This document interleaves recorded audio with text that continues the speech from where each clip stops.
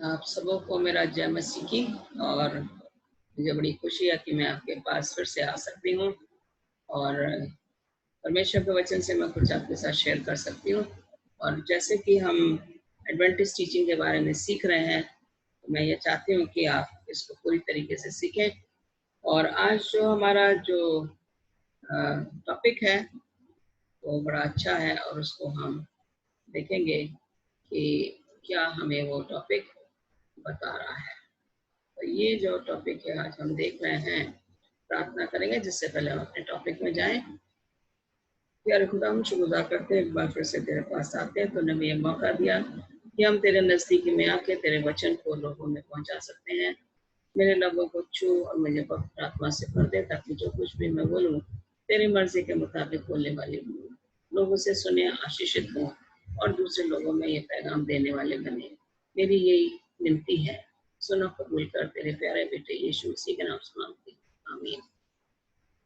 जैसे लिखा हो, मसीह के शरीर में एकता। आज का हमारा टॉपिक है unity in the body of Christ. और यहाँ पे अगर हम देखें कि Jesus when he worked here on the earth continued to agonize over the conditions of the disciples even the evening before his death. वो अपने चेलों को देख रहे थे और उनकी हालत देख रहे थे कि किस तरीके की उनकी हालत है, और वो देख के जो है बड़े परेशान थे। और उन्होंने जो है उनको कुछ हिदायतें दी। तो जैसे लूका 17:10 में जैसे लिखा हुआ है, so likewise you, when you have done all those things which you are commanded, say we are unprofitable servants, we have done what was our duty to do. इसी रीति से तुम भी जब उन सब कामों को कर चुको जिसकी आज्ञा तुम्हें दी गई थी, तो कहो हम निकम्मे दास हैं कि जो हमें करना चाहिए था वही किया है। यीशु मसीह यहाँ पे बता रहे हैं कि उन्हें क्या करना चाहिए, उन्हें परेशान नहीं होना चाहिए। चेलों की हालत देख के उन्होंने कहा उन सब कामों को कर चुको। किस रीति से? जो रीति परमेश्वर ने उन्हें बताई थी, जो आज्ञा चेलों को दी गई थी, उन्हें कहना चाहिए कि हमें वो करना चाहिए। क्या करना? हमें जो हमें करना चाहिए था वही किया। बड़ी अच्छी बात है कि हम ये कहते हैं कि जो हमें करना चाहिए वो हमने किया। तो यहाँ पे जो है बताया गया है कि एक दास का अगर देखा जाए तो दास का काम क्या है? वो हमेशा अपने मालिक के सामने जो है सर झुका के खड़ा रहता है। वो कभी अपना सर ऊपर नहीं करता है। You know, the servant is always, when you look at the servant in any home, you know, he is always standing, bowing his head down before his master. He never looks up to his master.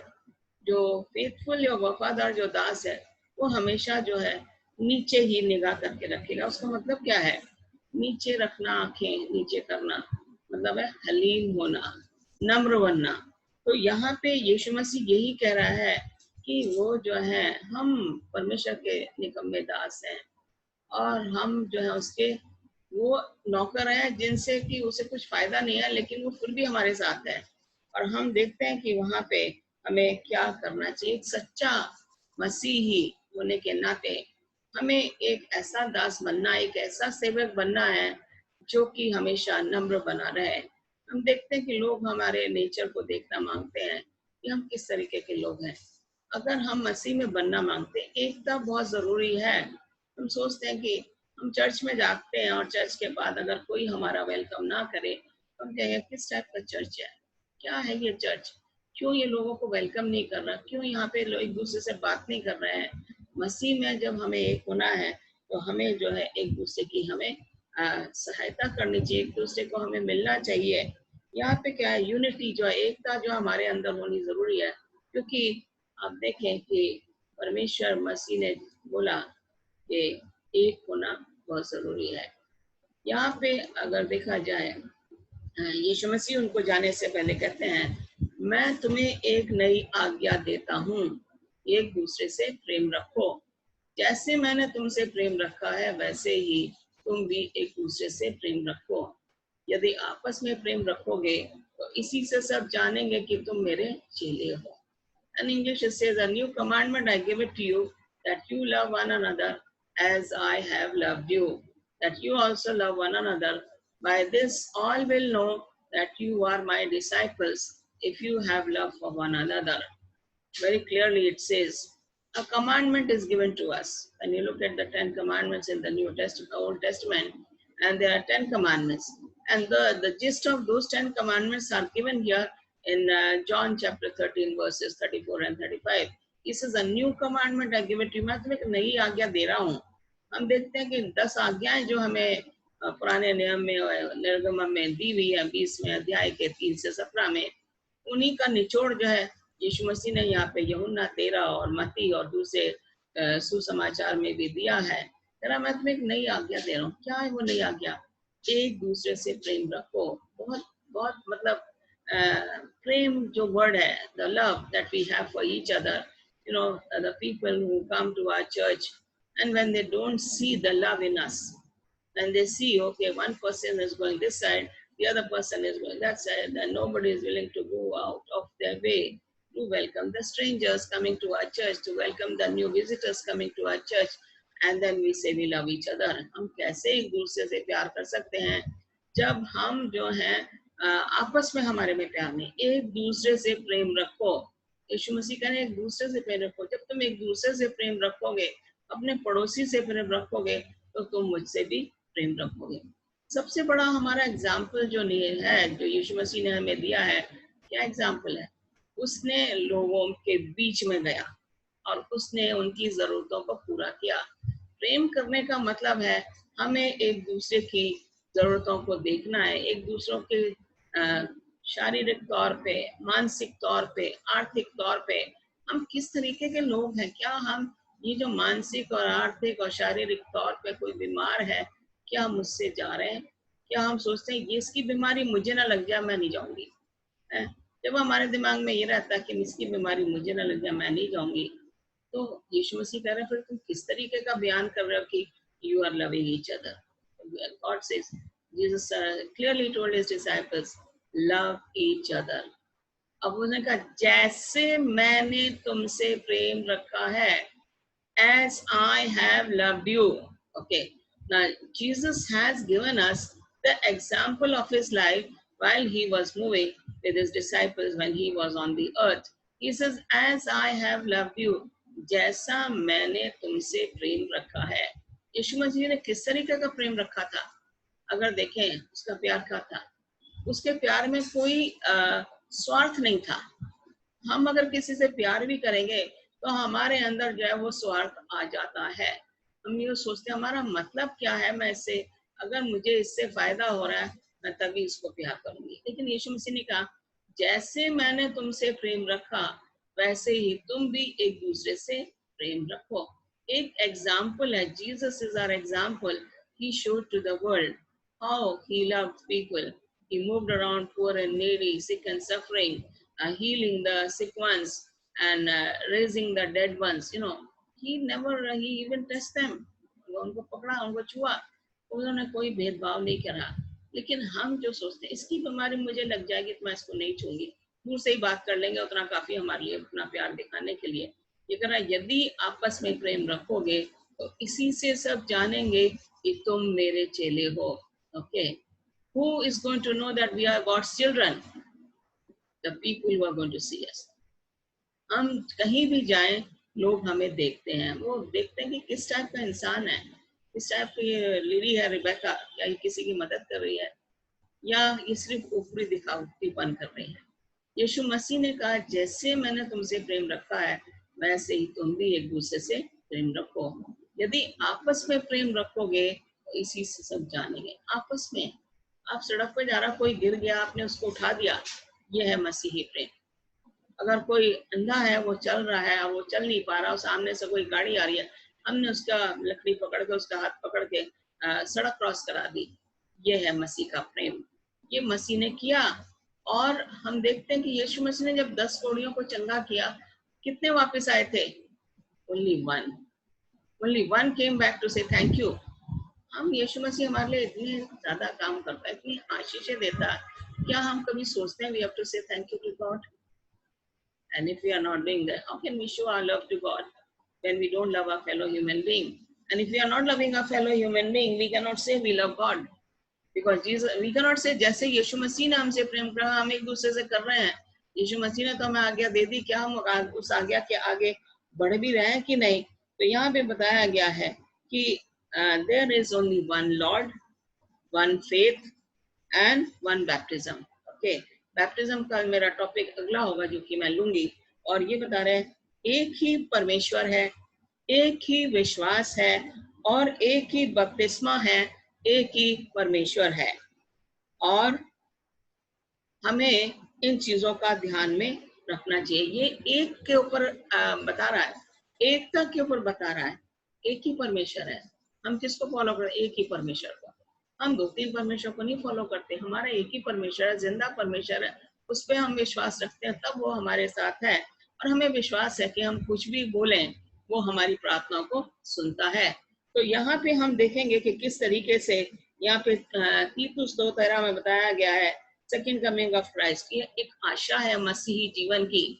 हम लोग जो हैं, we have a hope in Jesus Christ that he is going to come and take us to heaven. So if Jesus is going to come and take us to heaven, then actually we are waiting for his coming. We as member, okay, united together, having fellowship together, having one faith together, coming to worship God, the only living and creator and sustainer of our lives, coming together in the house of worship, we can only tell people that we love God. If we do not have fellowship together, अगर हम आपस में, हमारे में एकता नहीं है, आपस में हम प्यार से नहीं बात कर रहे, हम चर्च में गए, उसकी तरफ देखा और हमने दूसरी तरफ मुंह कर लिया, ये मसीही प्रेम नहीं है। मसीही प्रेम है कि अगर आपने किसी के लिए कुछ गलत भी किया, आप चाहिए उसके पास जाके माफी मांगिए, और तब आपका मन जो है एकदम शुद्ध होना जरूरी है। तो हम यहाँ पे देखते हैं कि कैसे जो है मसीह किस तरीके से हमें बता रहा है। यहाँ पे कह रहा है इफिसियों 4 में, there is one body, one spirit, just as you were called in one hope, one Lord, one faith, one baptism, one God and Father of all, who is above all, through all and in all. Ephesians 4, 5 and 6। okay, Hindi में देखेंगे, एक ही देह है, हमारे पास एक ही देह है, एक ही आत्मा है, जैसे तुम्हें जो बुलाए गए थे। क्या आप सोचते हो आपको परमेश्वर ने बुलाया है? अगर आप सोचते हो तो आप बुलाया, तो आप एक ही देह है, एक ही आपकी आत्मा है मसीह में, और आपको परमेश्वर ने बुलाया है। और अपने बुलाए जाने पर एक ही आशा है, हमारी एक ही आशा है। क्या आशा है? वो आशा है यीशु मसीह आएगा और हमें आसमान पे ले जाएगा। एक ही प्रभु है, ओके, ओनली वन गॉड, एक ही विश्वास है, वन फेथ, एक ही बैप्टिज्म, एक ही बपतिस्मा है, और सबका एक ही परमेश्वर और पिता है। Now all this, when we are taking baptism, that is going to be my next chapter. हम baptism लेंगे in the Father, in the name of the Father, Son and the Holy Ghost. We are going to take baptism. We will be dealing with that chapter in the next chapter that I'm going to take up. सबका एक ही परमेश्वर और पिता है। हम मसीही लोग हैं। परमेश्वर ने कहा जैसे मैंने प्रेयर किया तुम भी वैसी प्रेम रखो। एक ही हमारा परमेश्वर, हमारे कोई दो तीन परमेश्वर नहीं है, और जो सबके ऊपर और सबके मध्य में है, हमारे बीच में है, हमारे ऊपर है, और हमारे अंदर वो बसता है। Christ is living in us. Christ is living in my life because I have one faith, one baptism, one Lord, and one hope. Okay. If I have all this together, then I can worship God. And if I do not have all this together, I will not be worshiping God at all. So naturally it says, सबका एक ही परमेश्वर है. All of us have only one God. We call him our Father. और हम, वो जो पिता हमारा है, हमारे पास अर्थली पिता भी हैं जो कि जिन्होंने हमें जन्म दिया है, अर्थली माता भी जिन्होंने जन्म दिया है, लेकिन हमारा जो क्रिएटर और सस्टेनर ऑफ लाइफ है, जो हमें मुक्ति देता, हमें हर पाप से बचा के रखता है, सुरक्षित रखता है, वो हमारा परमेश्वर है। हमारा अपना पिता भी जो है वो हमें कभी कभी सुरक्षित नहीं रख पाता, लेकिन परमेश्वर जो हमारा एक मुक्तिदाता है वो हमें सुरक्षित रखता है। इसलिए कहता है सबका एक ही परमेश्वर है और एक ही पिता है। All of us have one God, one Father, one baptism, one faith, one Prabhu, okay, one Father. And when we look at all this, and all of us have one hope, हमारी एक ही आशा है और वही आशा है जो कि हमें इंतजार कर रहे हैं हम, वो आशा में हम बने हुए हैं कि यीशु मसीह आएगा और हमें अपने साथ ले जाएगा। यहाँ पे रोमियो उसके 15वां आयत में देखेंगे 15 का 5 और 6, और धीरज और शांति का दाता परमेश्वर तुम्हें यह वरदान दे कि मसीह यीशु के अनुसार आपस में एक मन रहो, ताकि तुम एक मन और एक मुंह होकर हमारे प्रभु यीशु मसीह के पिता परमेश्वर की बड़ाई करो। Okay, now may the God of patience. Okay, अगर हमारा पिता धीरजवान है तो हमें भी धीरज रखना है। We need to be having patience.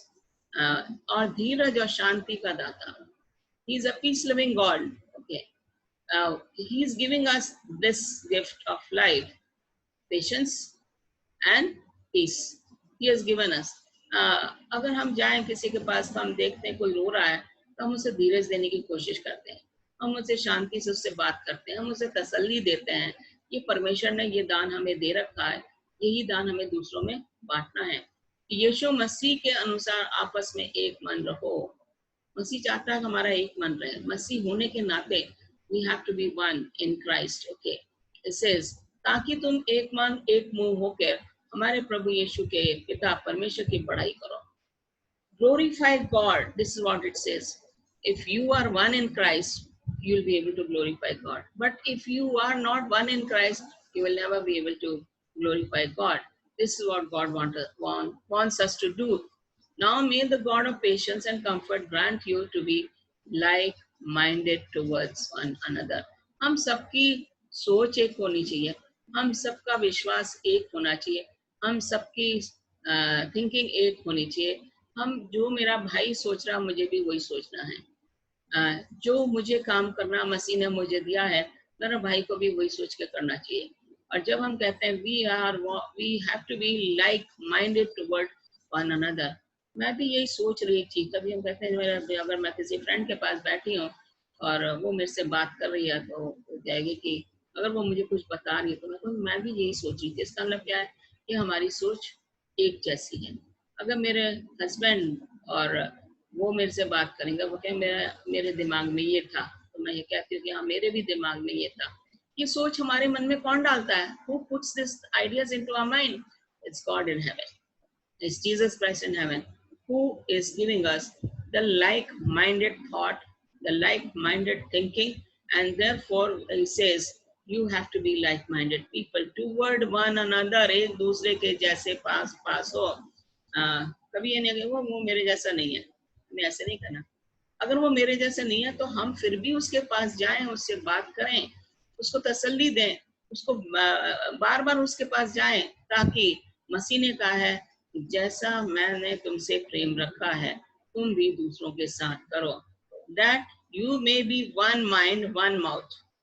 एक ही मुंह होना चाहिए। हमारे पास जुबान तो है, जुबान बहुत लंबी है। We have the tongue and it brings out, lashes out so many bad things.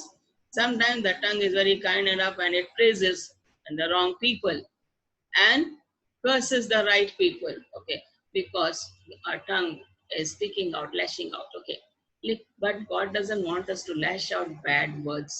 God doesn't want us to misuse our tongue. He says you have only one mouth, and that mouth God has given us to glorify God. Okay, one mouth to glorify God and Father of our Lord Jesus Christ. Okay, I can very proudly say, I can be proudly saying, okay, Jesus Christ is my Lord. मैं दूसरों के लिए नहीं कह सकती, लेकिन मैं अपने लिए कह सकती हूँ मेरा मसीह जो है मेरा मुक्तिदाता है, मेरा पिता है, मेरा फ्रेंड है, मेरा सब कुछ है। और उसने मुझे हलीमियत सिखाई है, नम्र बनना सिखाया है, और एक जैसा माइंड जो हमारे मसीह होने के तौर पे हमारा, वैसा वो चाहता है कि हम करें। और हम कोशिश भी करते हैं कुछ हद तक, और जब हम ऐसा करते हैं तो मसीह जो है क्या करता है, वो बड़ा खुश होता है कि हाँ मेरे लोग हैं, ये देखो ये कैसे लोगों में जा रहे हैं, कैसे प्यार बढ़ा रहे हैं। तो यहाँ पे अगर देखा जाए हमारे लिए, देखो अगर हम हलीम हैं तो हम दुनिया को जीत सकते हैं, अगर हम हलीम नहीं है तो हम दुनिया को नहीं जीत सकते हैं। तो दुनिया को जीतने का मसीह नम्र बना, लोगों के बीच में गया, उनकी जरूरतों को पूरा किया, हमें भी वही करना चाहिए। तभी हम ऐसा कर सकते हैं। फिर हम देखेंगे यहाँ पे जॉन चैप्टर 15 वर्सेस 5 to 8, यहाँ पे जो लिखा हुआ है मैं दाखलता हूँ, okay, I am the wine. दाखलता जहाँ से जूस निकलता है या उसकी डालियां होती हैं, okay, you are the branches, okay, हम डाली हैं, वो दाखलता है, okay, he is the vine, we are the branches. And he says, जो मुझ में बना रहता है, okay, he who abides in me, okay, who is the person who is abiding in Jesus Christ? Only the good person will abide in Jesus Christ. अच्छा इंसान ही मसीह में बना रह सकता है, और हम बुरे से तो कुछ एक्सपेक्ट कर नहीं सकते, लेकिन अगर हम अच्छे बनने की कोशिश कर रहे हैं तो हम मसीह में बने रहेंगे, और मैं उसमें, and I in him, him here is Jesus Christ. अगर मसीह मुझ में बना है तो मैं मसीह में, मुझे बनना है। क्यों बनना है? आप देखते हैं कि पेड़ों पे जो डालियां होती हैं और उनके पत्ते होते हैं कि कुछ समय के बाद जो उनका समय निकल जाता है, पुराने पत्ते झड़ जाते हैं और नए आने शुरू हो जाते हैं, टहनियां भी नहीं होनी शुरू हो जाती हैं। और इस तरीके से जो कह रहा है वो बने रहते हैं, पेड़ के साथ बने रहते हैं, पेड़ कभी सूखा नहीं होगा। वो बात फर्क है कि अगर उसमें कुछ दवाई वगैरह ऐसा डाल दो, केमिकल्स, वो अपने आप सूख जाएगा, लेकिन पेड़ अपने आप नहीं सूखता है, क्योंकि वो हरा भरा रहता है। उससे पता लगता है कि ये पेड़ कितना अच्छा है, क्योंकि वो लोगों को छाया देता है और लोग वहाँ पे बैठते हैं उसके नीचे जाके, और उन्हें बड़ा अच्छा लगता है। अगर और मैं उसमें हूँ, वह बहुत फलता है, फल फलता है, bears much fruit, okay. अगर डालियां हैं और यीशु मसीह दाखलता है तो नेचुरली अच्छा फल आएगा।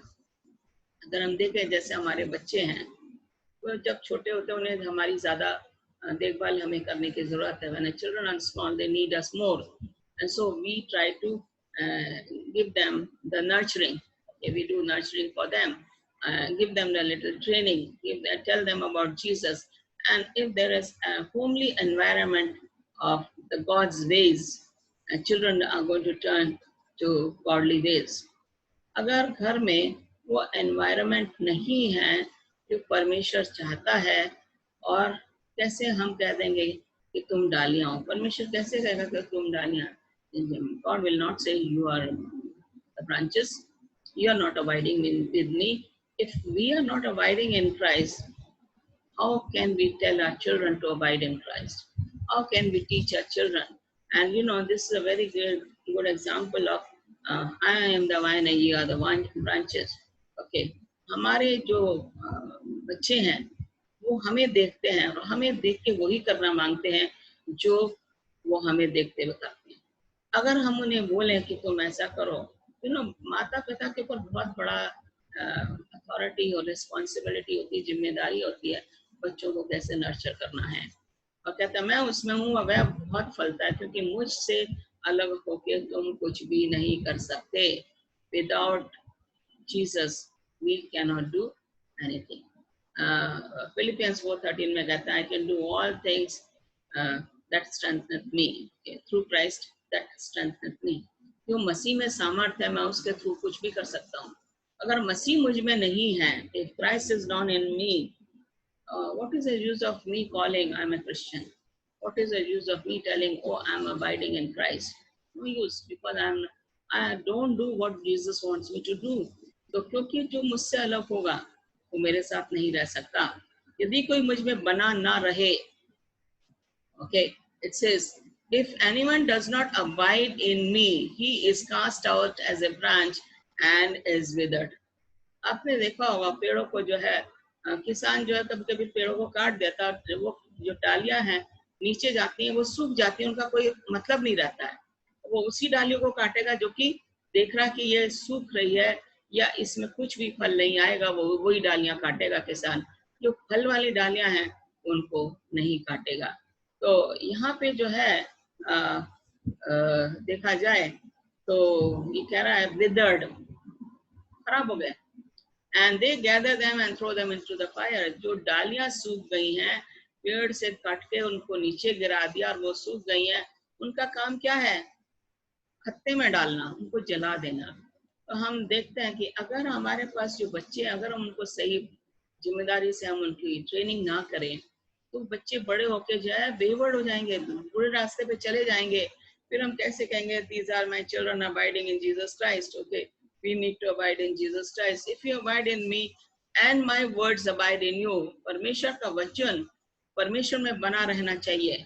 If you abide in me, अगर यदि कोई मुझ में बना ना रहे तो डाली की नाई फेंक दिया जाता है और सूख जाता, लोग उन्हें बटोरकर आग में झोंक देते हैं और वे जल जाते हैं। यदि तुम मुझ में बने रहो, okay, there is a word यदि, if, okay, English says if you abide with me. एक कंडीशन है ये हमारे पास जो परमेश्वर ने दी है।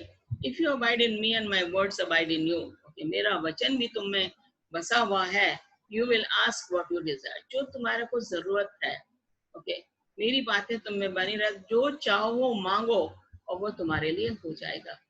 What a promise God is giving us. If you abide with me, if is there, is a condition. And if we do not abide in Christ, whatever we ask from God, God is not going to give us. That's a promise God has made us here in this text, John 15:5-8. If you abide in me and my words abide in you. और परमेश्वर का वचन अगर मेरे में बसा हुआ है तो हम जो भी परमेश्वर से मांगेंगे वो हमारे लिए हो जाएगा। By this my father is glorified. इस तरीके से हम परमेश्वर को क्या करते हैं, महिमा देते हैं। That you bear much fruit, so you will be my disciples. तो उसके वचन को हम जब दूसरे लोगों में फैलाते हैं और वो जो है फल आता है, लोग सुनते हैं, वो इसने बहुत सही लिखा, मेरे पिता की महिमा इसी से होती है कि हम उसके खत्ते में फल ला रहे हैं। वो आत्मा को जीत रहे हैं, उन आत्माओं को हम सिखा रहे हैं जो कि जिनको मालूम नहीं है यीशु मसीह है कौन, जिनको पता नहीं यीशु मसीह क्या चाहता है हमसे। और जब हम उन्हें पता लगता है कि मसीह जो है हमारा मुक्तिदाता है, मसीह जो है मेरे लिए मरा, तो वो परमेश्वर के वचन को सुनते हैं। लोग भूखे हैं परमेश्वर के वचन के लिए, हमें जाना है उन तक वो पहुंचाना है। कह रहे मेरे पिता की महिमा इसी से होती, my father is glorified that you bear much fruit. What is the fruit? Winning souls for Christ, so you will be my disciples. हमें ये नहीं सोचना चाहिए कि खाली पास्टर का ही काम है वो करने का, आत्माएं जीतने का, रूहों को जीतने का। ये हर एक मसीही जो परमेश्वर में बना हुआ, वो यीशु मसीह में बना हुआ है, क्योंकि कहता I am the vine, you are the branches. हर एक मसीह जो मसीह में बसा हुआ है वो ही फल ला सकता है परमेश्वर के लिए, परमेश्वर के वचन के लिए। अगर हम ऐसा नहीं कहेंगे तो क्या होगा, हम परमेश्वर से दूर हो जाएंगे। ये मसीह का विश्वास है जो हमें बना रहना चाहिए। यहाँ पे कहते हैं unity reveals the reality of God's kingdom. ये जो हमारी एकता है वो लोगों को बता रही है परमेश्वर के राज्य के बारे में। कह रहा है father's glory that Christ gave to his followers. मसीह की जो महिमा है उसने अपने चेलों को दी। Christ in dwelling in the believers, और मसीह हमें बसता है। If Christ is abiding in me, I am his disciple. If Christ is not abiding in me, I am not his disciples. Okay, then I'm choosing my own way of serving God or serving someone else. So this is a new commandment. It says, love one another as I have loved you. यूहन्ना 15:12 में लिखा है, जैसे मैंने तुमसे प्यार किया है तुम भी वैसे ही प्यार करो। यहाँ पे कह रहा है कि unity in the home. Church में यूनिटी होती है जब हम जाके लोगों से मिलते हैं, फिर हमारे घर में भी यूनिटी होना बहुत जरूरी है। An ideal training ground for church unity is the home. हमारी शिक्षा जो है हमारे घरों से शुरू होनी चाहिए। And if we learn to manage at home, train our children and show them patience. We have patience. We say, oh, have patience. Not to lose your temper. You must have self control. आपके अंदर संयम होना बहुत जरूरी है, धीरज होना बहुत जरूरी है, और प्यार होना बहुत जरूरी है, और नम्र बनना बहुत जरूरी है। यही एकता का एक औजार है जो कि हमें एक रख सकता है। अगर हमारे गुस्सा होंगे, अगर माँ बाप गुस्सा हो रहे हैं तो बच्चे भी गुस्सा होंगे, उनका नेचर भी वैसा होगा। अगर माँ बाप किसी की हेल्प कर रहे हैं तो बच्चे भी जाके दूसरों की हेल्प करेंगे। तो ये है मसीही एकता, जो कि परमेश्वर चाहता है कि we will be able to carry the principles of church in our own home. Uh, we have to have homely environment, unity in the home. If there is unity, और हमारे परिवार में एकता है तो हम परिवार चर्च में भी वही एकता हम दिखा सकते हैं लोगों से मिलके। और ये है Christ church must carry work of preaching.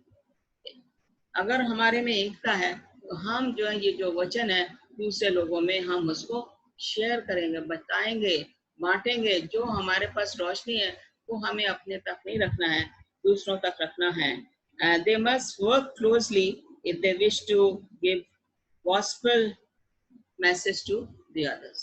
Okay, आपने अगर दूसरे लोगों को इनवाइट, आइए आज हमारी मीटिंग में आइए, और आपने वो आ तो गया लेकिन आपने उसके साथ अच्छा ट्रीटमेंट नहीं करा, आपने पूछा भी नहीं कि वो कैसा है, आपने उसे पानी के लिए भी नहीं पूछा, तो वो अगले बार सोचेगा जब आप कहोगे आप आइए मीटिंग में आइए, तो सोचेगा इन्होंने तो मेरा वेलकम भी नहीं किया, इन्होंने तो मुझे पूछा भी नहीं, मैं वहाँ पे बैठ के और मैं सुन के सीधा आ गया, मुझे कुछ भी नहीं मिला। ये हमारा जो चाल चलन है ये लोग हमें देखते हैं। इसीलिए खुदा कहता है, यीशु मसीह कहता है, आई am the wine and ye are the branches, if you abide in me, I in you. Okay, if you do not abide in me, you are like a branch which is cut off and it dries, it's thrown into the fire. So we don't want to be that kind of a branch which is cut from the main branch. We want to abide in Christ. So if we want to abide in Christ, we must have unity in our home, unity in our church. May God bless you. Let's pray. Our Father in heaven, once again we want to thank you that you've been very kind and gracious to us. You've given us this privilege so that I can give the message to the people who are groping in darkness. May everything abide in you, God, and help us to have unity in our homes, unity in our church. Help us to do the things that you want us to do. Help us to love each other as you have loved us. We pray for all the people who are suffering with corona, suffering with different kind of sickness, and bless them, heal them, bring them back to normal life. We commit all of us into your care. For we ask this few blessings in Jesus' name. Amen. God bless you.